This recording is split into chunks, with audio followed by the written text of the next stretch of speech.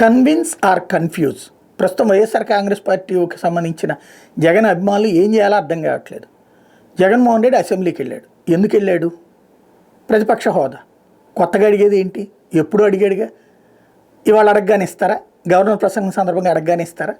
ఓ పక్కన 60 రోజుల్లో కనుక అటెండ్ కాకపోతే నీ పదవి పోతుంది, నీకు అక్కడ బై ఎలక్షన్ జరుగుతాయి అని తెలుగుదేశం వాళ్ళు విమర్శిస్తున్నటువంటి అప్పుడు చేతనైతే సరే చెయ్యండి మీరు అని వదిలేయాలి.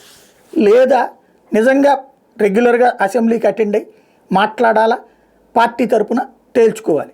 అది కాకుండా వెళ్ళడం ఓ 5 నిమిషాలు ఉండేసి వెనక్కి వచ్చాడు. అది వాళ్ళు చెప్పే మాట కరెక్ట్ అవుతుంది కదా. ఇప్పుడు వైసీపీ వాళ్ళు ఏమని సమర్థించుకురావాలి? జగన్ని ఎలా కవర్ చేసుకురావాలి?